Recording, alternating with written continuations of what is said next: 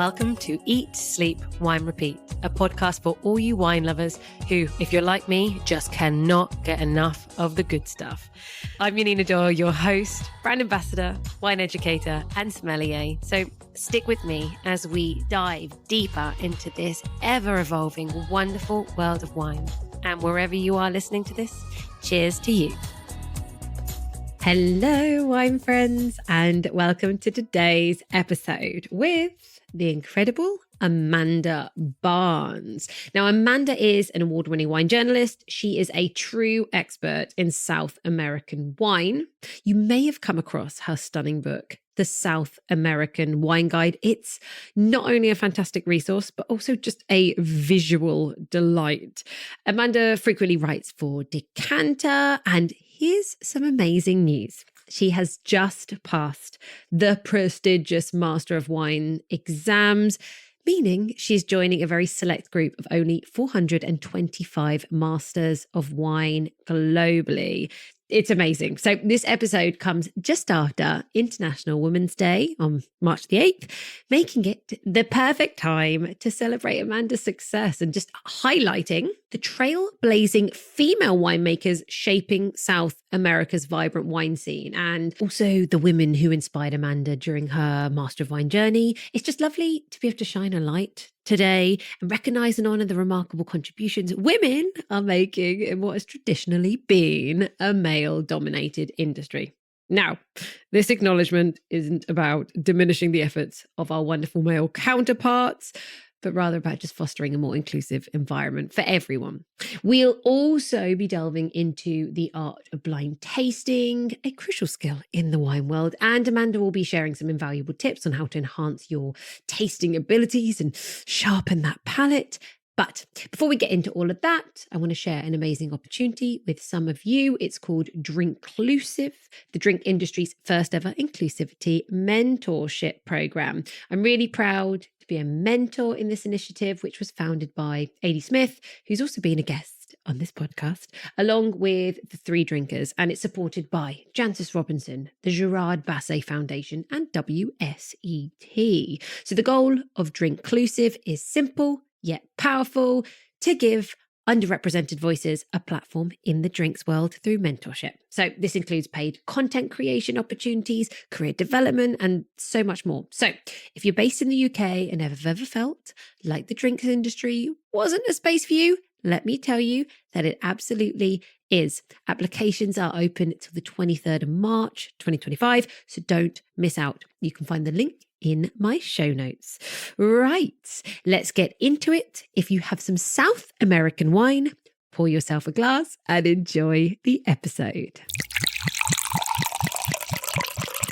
So how I want to start this podcast is, first of all, by saying, you passed your Master of Wine.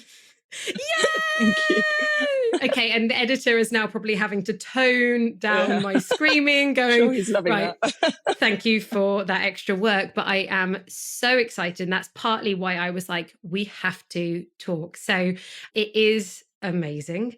It is not an easy feat to pass Master of Wine. So for anybody who doesn't realize what it is, I think in the next few minutes, they certainly will. So how about you start by just kind of sharing like what it was that really inspired you to pursue this very prestigious qualification?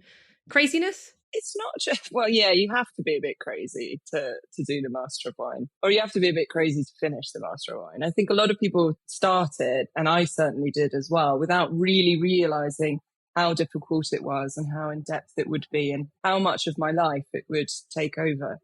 So when I started, I didn't realize how much of a leap it is from the WSET diploma. So the reason I started was actually because I got one of the best exam scores for the diploma and won a scholarship, which was supporting me financially, the fees for the first year of the MW. So it felt like a no-brainer. And I'd kind of had it, perhaps like thinking about it in the future as something that'd be great to do. And, while you're already in study mode, why not just kind of carry on? But it felt very unfeasible from Argentina and at the cost that it is for a freelance journalist. So this scholarship kind of gave me that push and made me think, okay, let's just do it. Let's run with it and let's go for it. And then after about 6 months, I started to kind of realize, okay, wow, this is actually a lot bigger, deeper, harder than I thought it would be. And you don't realize it immediately because you only really realize it after the seminar in the very first year, where you start to kind of get a grasp. After it's too late? Yeah, of how the exams are going to go and the kind of depth of knowledge that you need. But then I had a weird experience because then there was the pandemic. So I started in 2019 and in March 2020, the course was cancelled. So we weren't going to be taking exams that year. So everything just kind of went on pause and couldn't sit the exams properly until 2022, which is when it all started again with the full program. So it was a very weird kind of, false start, if you like. And I remember Jancis Robinson telling me, she emailed me to say, I'm really sorry, because everyone knows how much you're preparing for it and how much you're kind of leading up to it. And she was like, it's like an athlete being told that they can't participate in the Olympics right at the last minute. And I was like, that really is actually how it is. And I don't think I fully realized that first year, but then the following years getting up to it, you do need to prepare like an athlete, and you cut off everything else for at least like 3 months before. And, for my last tasting exam, I'd like given up drinking for 3 months. Like I was, training every morning physically, like doing exercise. Like you really do train like an athlete because it is such a exhausting process. But anyway, that's how I started. And then how I kind of carried on, the kind of realization that I wanted to do this and that it was worth the effort and the kind of uphill battle that it was because I've always wanted to use the MW as a platform to really be able to talk about the wines of South America in an academic way and be able to kind of use it to promote the wine regions here. We really don't have many MWs that are focused on South America. There's barely anyone living here. So like it's an underserved area in that sense. And so I wanted to kind of finish it for that reason, for that purpose. Can I pause you and just ask you about physically? You stopped drinking for 3 months. I was really sick, actually. Sick? So, hang on. So being sick stopped you from drinking? No, I gave up drinking in order to be able to taste better and focus on tasting and obviously not have any hangover or anything that might slow down my following day. But then I also, for anyone that doesn't know the MW process, you have the first year, stage 1, which is basically a preparatory exam where they test you for a day on tasting, blind tasting, and also on the theory. And you really need to kind of prove in that exam, in that day, that you're capable of carrying on to stage 2. But stage 2 is a whole different kettle of fish. Stage 2 is a whole week of exams in which you have the theory is very intense. You have every day a different topic, 5 papers, starting with very intense, in-depth kind of essays that you need to write about any topic in viticulture for the first one, any topic in winemaking for paper 2, any topic in the kind of finishing or preparations of wines, which is a very technical paper because it's looking at bottling, closures, bulk shipping, different kind of shipping and transport methods. And then paper 4 is looking at all the business of wines. That could be anything from, journalism and marketing to export structures or, different political structures around the world. And then the last paper, which I love and a lot of people actually hate, but I think it kind of plays into the journalism thing, is more the kind of philosophy of wine. So it could be absolutely any topic related to the world of wine. So I think artificial intelligence came up in one of my years. I think one of my questions that I did answer was, does the world need wine writers? And what was your answer? I argued yes. I'm glad. I need to save my job. But I do think a lot of my friends in the course argued no. And it's very interesting because you have to think very broadly and completely out the box, but you do need to come down with a firm answer and an opinion on it. But obviously, taking in very objectively, a wide kind of scope of opinions and proof and evidence around the world.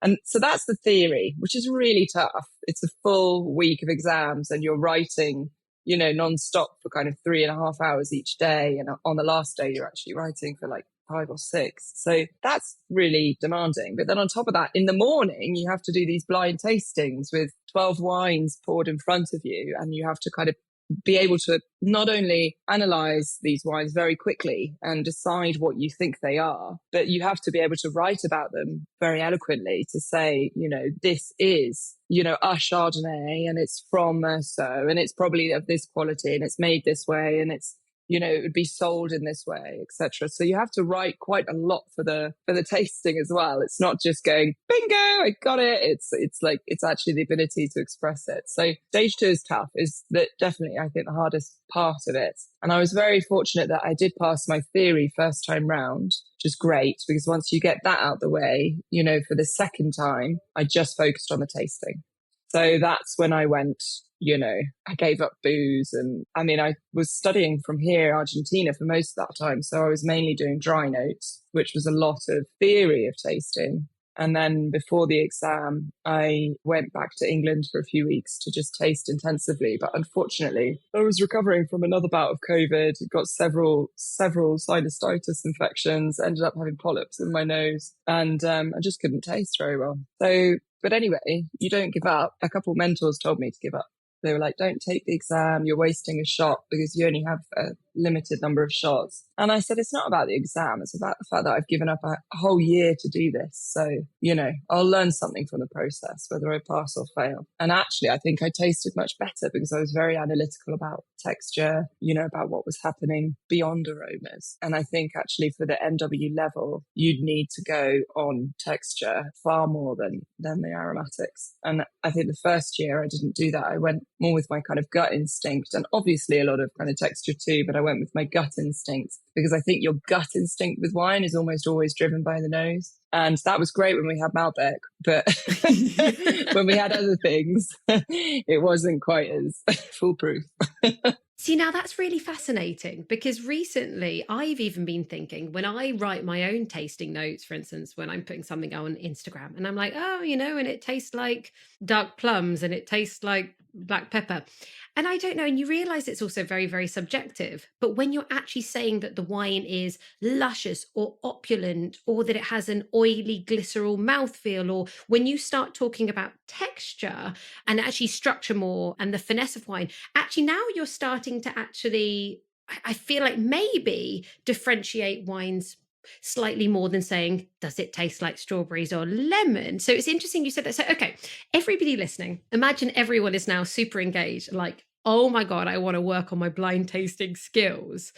What have you learned? Are there any tips of how to actually taste better times of the day, better ways to compare, focusing more actually analytically before you taste? What are a few things that people could do just to maybe hone in being a better not even blind, a better taster? There's definitely a difference between blind tasting for an exam like the MW and tasting wine as a professional. And I definitely approach wines differently when I'm, scoring a wine for Decanter or for Jancis, or choosing to write about a wine for my own book or for other publications. I do approach that very differently as a writer and as a critic. But for the MW, I think, I don't have preferences in terms of times of day or anything like that. Plenty of people do, but actually, to be honest, I prefer to taste in the evening, the afternoon, because if I taste first thing in the morning, you've got alcohol in your system, even though you're not swallowing anything, and it makes it quite hard to kind of crack on and do other work in the afternoon. I find,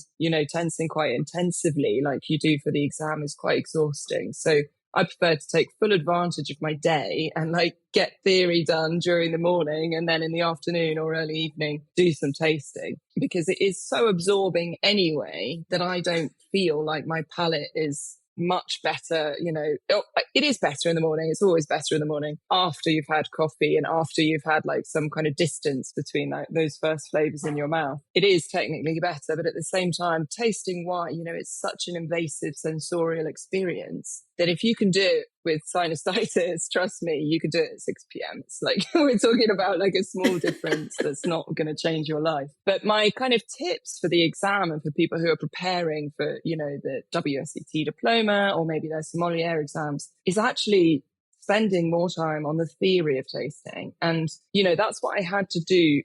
It wasn't by choice. It was, I was forced to do it because I lived in a country where we don't have wine exports. I couldn't access wines from the world here in in Mendoza. So I didn't have the option to taste on a regular basis with the wines that I needed to. But also, and being ill as well, there was just not too much point tasting when I actually couldn't taste anything. And I found that actually studying the theory really helped me kind of organize my mind in terms of what I'm looking for. Because like you said, Janina, like if you're describing a wine as lemon, it can take you to Riesling, it can take you to Sauvignon Blanc, it can take you to a billion different varieties in Italy. You know, it can take you to so many different varieties. None of that really matters. And also my lemon might be your lime. So, you know, it's very objective, and so many wines share so many families of aromas that actually pinpointing wine through aromatics is really difficult. And I think few people actually are capable of doing that. A lot of it comes into climate and yeasts and, you know, winemaking choices as well. But actually, when you start to think about structure, there's only a certain quantity of white wines that have very high acidity, but also a full body. So, you know, once you really start to kind of like draw that mind map out and think about it, okay, what have I got in the glass? I have a red wine with a really deep purple violet color with moderate, you know, but reasonably high moderate acidity and quite fine powdery tannins, but they're definitely in the medium range. And then you can start to think, okay, well, where does that go? Where's my alcohol level? Okay, well, this has to be within, you know, these varieties. Like maybe it's Syrah from New Zealand, maybe it's Malbec from Mendoza. You know, it really, you can narrow it down a lot quicker when you have all of those structural elements memorized and you can kind of find your way there. I found that the most useful. And in the second year when I took the exam and I was preparing purely, you know, 90% of the time was theoretical and written notes and, you know, flashcards. It actually really helped me just be much quicker and hone in when I was tasting, because I didn't need to, you know, I wasn't even thinking. I was already on autopilot of like, okay, well, it's got this.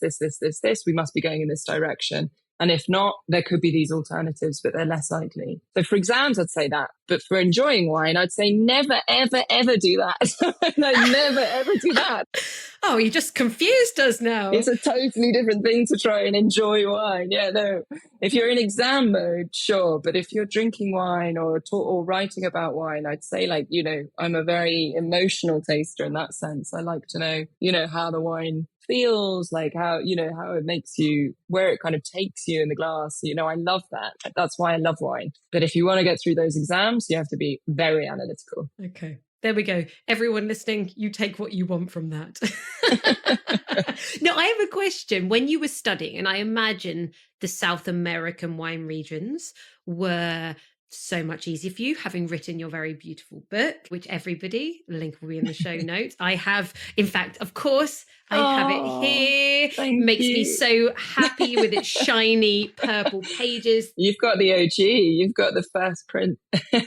And I mean, I don't want any other, because actually in the front of this book has a very special message from you. So anyway, everyone get this book. I adore it. But when you were studying for all the wine regions around the world, was there, or even grapes, was there a particular wine or a region that you found really hard to master during your studies? Yeah, for sure. I mean, I was very comfortable, obviously, with South America. And actually, one of the traps that you need to be aware of is if you know a region really well, you need to kind of slim down that knowledge for the exam, because you need to, you know, my first year where we did have 2 Malbecs, I went wild. I just didn't stop writing. I like honed down to like the sub region, potential, you know, like potential kind of style of producers without mentioning producers, you know, and then I'd wasted so much time concentrating on 2 out of 12 wines that, you know, I just didn't have time to kind of, I wrote about them all, but I didn't have time to really give the space that I needed to the others. So there is a danger as well about only having, you know, having one strength. And I certainly find that that's been the same with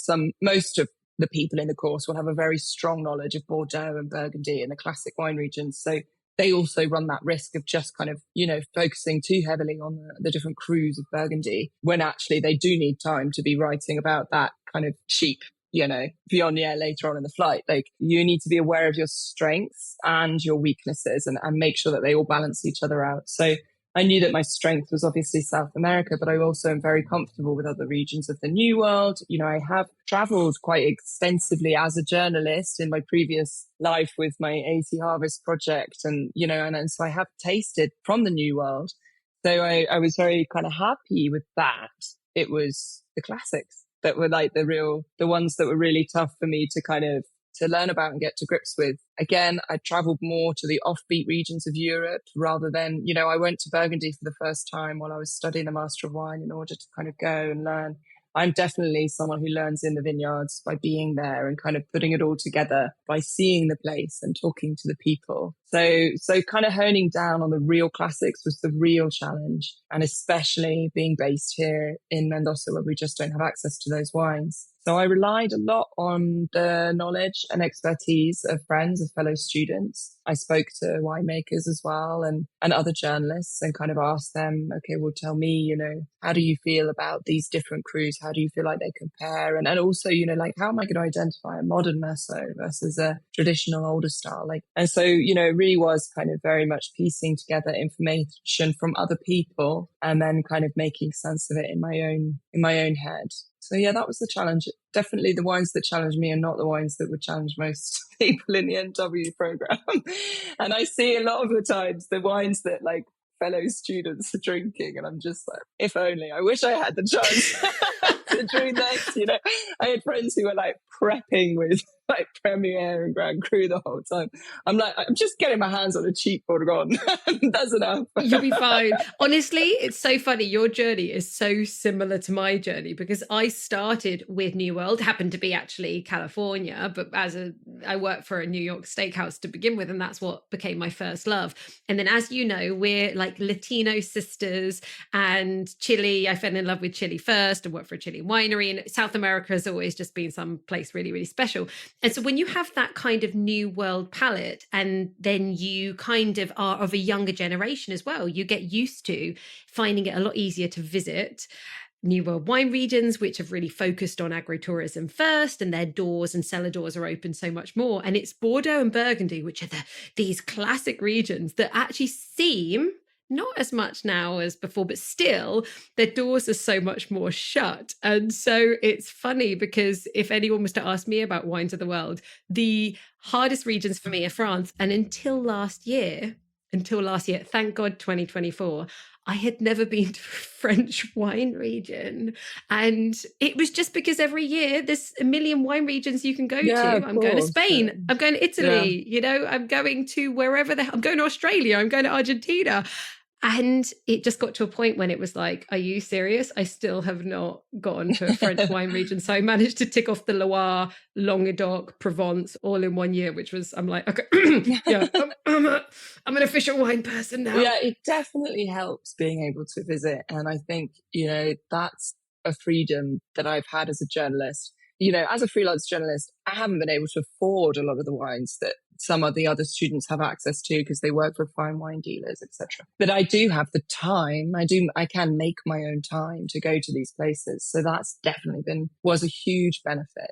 And also made the experience a whole lot more pleasurable because you have to find pleasure in so much hard work. And like, you have to remember that it's wine and like, you're not studying kind of like medicine. You're studying something which is pleasurable and enjoyable and people do ultimately for other people's pleasure. And so I think, trying to find that kind of joy is really important in studying as well. That is actually a very good tip for anybody who's learning. It took me, I had PTSD after doing my diploma for about a year. Yeah. Literally 1 year, I couldn't pick up a single wine book. I refused to learn a thing, and I would still drink wine, thank goodness, but I refused to analyze it in any way. The only thing was, do I like it or do I not? And that was it. It took me such a long time because it was like shoving your nose in a book and just having to absorb all this information does kind of take the fun out of things.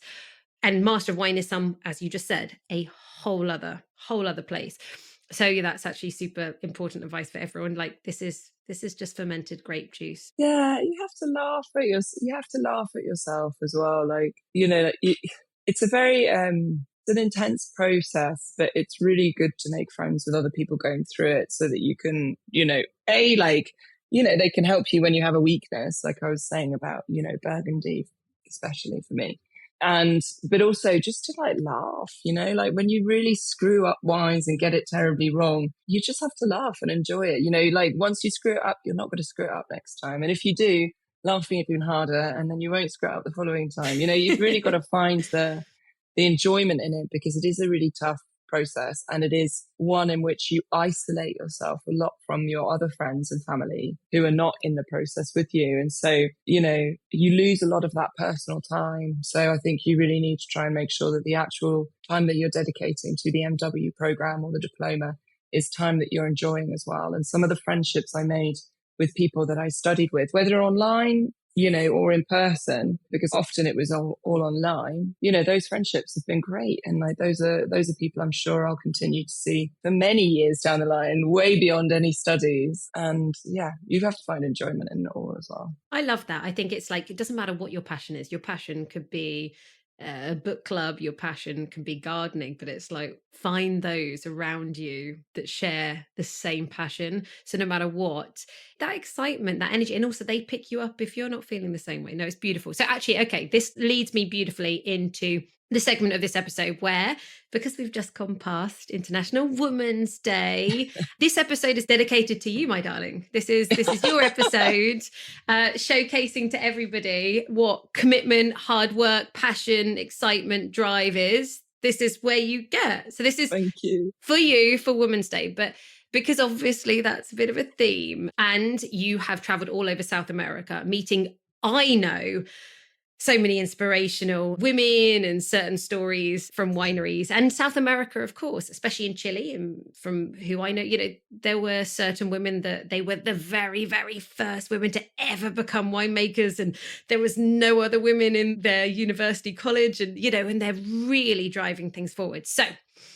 I would love for you to get us all excited about, it's completely up to you how much of a deep dive, 3 to 5 women winemakers that you've had, I don't know, I'm leaving things to you, personal experiences with, feel like they're driving things forward in South America. Who comes to mind? There's loads of, there's loads of, also worth saying that beyond winemakers, there's lots of female technicians and agronomists as well. And, there are a lot of women that really drive the kind of marketing and export areas of wineries as well. I think we often kind of overlook that when we talk about people in winery. We look to the winemaker, who are incredibly important. But, there's the emphasis often talking about the ratio of women as winemakers. But if you look at the ratio of women in the offices, they are driving those wineries as well. And so women do have an incredibly important part in the wine industry here in South America and around the world.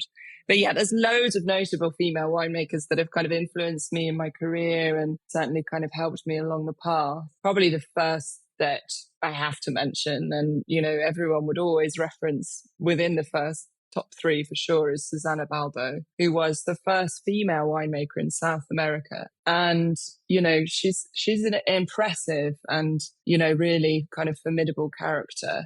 The first times I interviewed her, I was scared shitless. Because she's incredibly Oh, really? Yeah, because she's incredibly strong and, powerful and, has this very commanding presence. Not that she's scary at all. She's not. She's very nice. But her reputation kind of precedes her. And so I think when I was a very young journalist here, just, first arriving in Mendoza, she has a very commanding presence, which could be quite intimidating when when you are in a younger or, less experienced stage. But I've had several conversations and interviews with her, and every time I have a conversation, an interview with her, my respect for her grows, because I realize how much she has sacrificed in order to do the things that she has done, not only in her own working for others or in her own winemaking journey and establishing her own winery, but also in politics and in really furthering the industry. And I think anyone that makes big changes or does bold things, attracts both criticism and praise. And she's faced that with just incredible resilience and,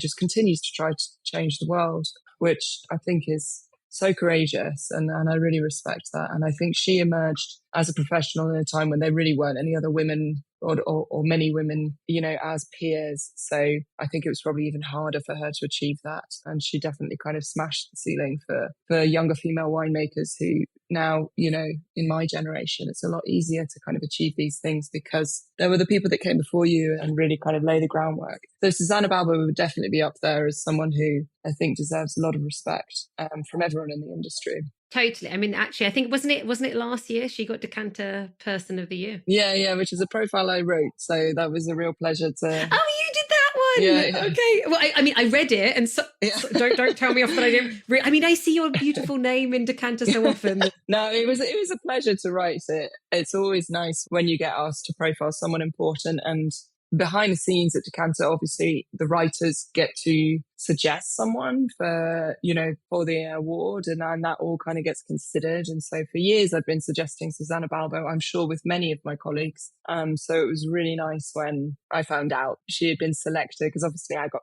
to find out before anyone else because I had to do the interview. And then they announce it, and it's lovely and a really big kind of wonderful news. And it's really nice when kind of women get recognized in that as well for their achievements, not for being a woman, but for their achievements, because I do actually get very tired of the conversation of female winemaker, female this, female that. For me, these people are just brilliant winemakers, and they deserve to be recognized as a brilliant winemaker and an excellent professional, rather than kind of subclassing people into female winemaker or female chef. But anyway, Susanna Balbo is definitely one of those. And then there are some real kind of like young gun winemakers who I think are really exciting in what they're doing. I think here in Argentina, Agus Hanna is one of the winemakers who, I've been increasingly impressed with the way that she's just completely turned around the wines of Ruca Melén in recent years, and has brought a much kind of more elegant approach to a brand, which I would honestly say I thought was a bit boring before. I was going to say, when did she take over? Because I haven't tasted their wines in years. I don't know. I can't remember the exact. It was, it's within the last 5 years that she's taken over. Okay. But I don't remember how long, but in the last couple of years, the vintages that I've been tasting, she's got this gorgeous Garnacha, this beautiful Grenache, which is so pure and so pretty. She makes beautiful Sauvignon Blanc Semillon blends. Like, she makes some really lovely, elegant Malbecs as well. And I think she's just one of those kind of quiet workers who just kind of grafts, gets it done. She's incredibly beautiful. So she gets, a lot of kind of like press and space for like her beauty as well. But she's photogenic. She's one of the most beautiful people I know, but she's really very kind of quiet and focused, and like, her work is pure dedication, and it's really nice to see the results coming through in the wines now. One of my favorite winemakers in Chile is one of my best friends. So it sounds like I'm being biased, but I'm not. She was one of my favorite winemakers before she became one of my best friends, and that's Emily Faulkner. Oh, that's worked out. Yeah. Emily, okay. Well, she's been behind many different little projects as well. She's been behind so many wonderful brands. Yeah. And we met when she was at Viñedos de Alcohuas, which is just one of the most beautiful projects, the highest altitude vineyard in Chile. And, we met there when she was winemaker, which must have been about 2014. And I went to kind of do harvest in a, typical journalisty way, where you go for a couple of days. And I like that you're quoting. No one can see you quoting because it's audio. But we have got some quote marks. So what were you just like? Did you just chop off a few grapes and photos? Well, yeah, like any journalist who says that they do harvest really is not doing harvest. They're like going there, staying a couple nights, picking some grapes, you're not exactly a harvest intern, let's be honest. No. It's the only time I really got put to work was when I was in Portugal, and they made me stomp grapes for like 2 hours. And I was like, okay, I thought I was just going to like step in for 20 minutes. But anyway, no. That's actually really tiring, right? It is exhausting. Because it's heavy. Yeah. But I did the same in Alcohuas. So what's really interesting about Alcohuas as a vineyard or a winery, I should say, is that they have these stone lagares, and everything's stomped by foot. So that's how I met Emily. Everything? Yeah. Oh, I didn't know. Apart from the Garnacha, because Garnacha oxidizes, so that doesn't get stomped. Absolutely everything else gets stomped by foot. So Emily and I met with like purple toes and just like smashing grapes for a couple of evenings in a row. But anyway, so talking about her career, what I find so impressive is that, you know, she went from living in this kind of extreme area in Alcoas, which have made beautiful wines under the head winemaker there, Marcelo Retamal, and then went to, you know, spent time in Aconcagua, kind of really kind of gave a complete revamp to the Arboleda line that she was head winemaker of. Then she went to Carmen, again, a very large kind of brand to work with, and really brought this great new freshness to some of their red wines. And her predecessor, Sebastian Labe, was doing a good job there as well. So all of these things are obviously a process. It's not one person that changes everything. But, you know, I absolutely loved, I think the Semillon that she made under Flor, which is called Florion, Yes, has been one of the most kind of landmark wines in Chile, in my opinion, or maybe even in South America. And, you know, she really kind of helped put that winery kind of back on the map for innovation and quality. And now she's, you know, head winemaker of the Erasmus Group, which is obviously big shoes to fill after Francisco Bettig Pancho, who did such a great job. But I'm really excited to see what she does there, because I think she has a level of maturity and finesse that, you know, I'm just really excited to see how that's going to kind of help shape and continue to move forward the wines of Erasmus and Chadwick and Senya, which are already fabulous. But, you know, things will only kind of continue to get better. So she's definitely a winemaker I very much respect in Chile. And there's loads that I respect. I mean, Andrea Leon of La Postol, Viviana Navarrete of Lleida, you know, obviously Maria Luz Meren of Casa Marin. Wow, I'm saying that in a very English way. Casa Marin. Who was, you know, one of the first kind of leading female winemakers of Chile. And then you've got so many like lovely winemakers in the south of Chile who, you know, put their everything into making these really small production wines in Itata and Maule. You know, like there's loads of women that I could name, but those are some of my kind of highlights. I love that.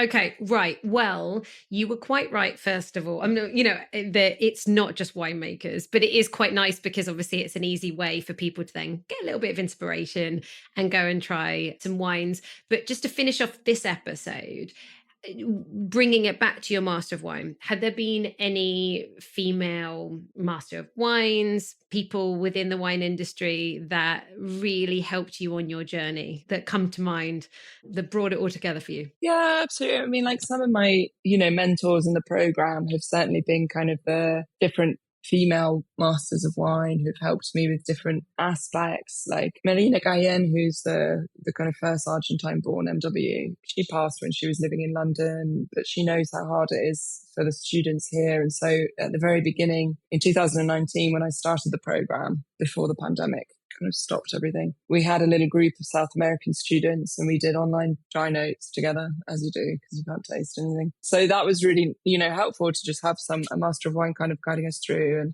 and you know, a bunch of us from Brazil and Chile and Argentina just kind of like talking through tasting notes and imagining what these wines would taste like. But you know, she was really a real help from the very beginning. And you know, there's like Rosemary George, for example, who sponsored my profile, who's just, you know, an absolute legend. And Jancis, I think, was another one who sponsored my application and is another kind of legend in wine. You know, there's so many of these well-established masters of wine who were kind of the original ones to come through. So Rosemary George is a master of wine. She was I think she was one of the kind of first female masters of wine, and she's wonderful. She's a real expert on French wines. She splits her time between France and the UK. Okay. And she's always been, you know, very supportive and, you know, giving me a cheer from afar. And then, you know, other MWs that I've lent to for winemaking kind of advice, you know, like Joe Ahern, who's a fabulous winemaker and a wonderful MW. And then others that I've kind of approached for information about the business of wine. You know, there's a whole network of incredible female masters of wine and professionals who've helped me with advice or guidance or information. The most recent is Juliette Bryce Jones, who was my mentor for the RP process. And so she's a winemaker in France as well. The research paper. Oh, the research paper, RP. So yeah, RP. And she was incredible, you know, donated so much of her time to kind of talking me through and helping me improve the paper. So yeah, there's loads of masters of wine, but I would say that actually beyond the kind of the masters of wine as well are the students. You know, this really is a process in which you have to be friends with your peers, because it's the only way to get through. And, just my study buddies, spending that time talking to different students in different places. And I've always had to build an important kind of online network so that I could study here, because there was no one in Mendoza was ever studying the MW. So one of my original was Laurie from South Africa, a winemaker in South Africa. For the first year, we studied together a lot. And then I also joined a group which had kind of Flora and Jika in London. There are some guys in our group as well, which was really good for bashing out some theory. And then my good friend Sarah Phillips in the US, who with her in Miami and Jake in Canada, the three of us had this, online study group for the last 2 years where we would talk about all the tasting notes. And Sarah would have tried everything. She lives in Miami and she gets she's got all these friends that are collectors. Like recently when I got my news about the MW, my friend Sarah was like, "Oh, brilliant. I'm celebrating with a vertical line of DRC for you." I'm like, "Thank you." No. I've never tasted DRC. Tell me how it was. I really do think, okay, for everyone listening, we talk about this. You need to find a club of people where everybody is willing to put in a certain amount of money. Now, this is going to be an expensive club. It's still going to be probably about, depends on your group of people, maybe £200 each. I don't think I'd do it. Just to be honest, like those wines are so expensive. I've got to think about I've got to pay my rent. Like I've got, there's other things that I'd spend that money on first. I think those kind of wines are wines that you might be fortunate enough to try in your lifetime because a collector wants to open them with you, or maybe you get, invited to an incredible tasting. Those wines are only available to a very small number of people in the world. And hopefully one of them will be generous enough to share a bottle with you at some stage. You just have to hope. But yeah, no, I won't be. Honestly, I would much prefer to spend my 300 quid for that sip of DRC on a couple beautiful bottles. From South America. Okay, I'm going to give you one question to finish off this episode, because we've talked about let's bring it back down to earth, and you taste such incredible South American wine. Obviously I'm very biased. I'm always like, Chile, go to Chile. I really like some wines from Maule and down in the south. I think you can get really good value. But let's name us a few regions of the whole of South America that you think could be little places for some good value for somebody who does not feel they want to spend £300 on a bottle of wine. Well, when I got my news for passing the Master of Wine, everyone's like, "Oh, what are you going to celebrate with tonight?" Or like they ask me the next day, "What did you celebrate with?" So much pressure. Yeah, I'm like, what am I going to drink tonight? And honestly, we were having a heat wave. It was like 38 degrees Celsius. And so I went to the local wine shop and I was just like, "Sorry, I'm going to buy myself, this lovely bottle of Criollo Grande, which is like this light, chillable red, cost me less than a fiver, by producer Lucas Niven, who is like king of Criollos and does such a really good job." And it was perfect. Chilled it down to like really icy cold water, which like melted within a minute. Went out for like Milanesas with one of my best friends and had that cheap Criollo Grande, and it was perfect. I also had a very nice bottle of sparkling wine by Crusat. The winemaker sent me a bottle to celebrate, which was lovely. So I did have some nice kind of traditional method bubbly afterwards, and Crusat's my favorite for traditional method. Okay. Where's Crusat from? So this is in Mendoza as well. Okay. The bottle that they gifted me, which was very sweet, is Millesime, which is their very top level. So it spends like 5 years on the lees. It's lovely. It's kind of bready and nutty and complex.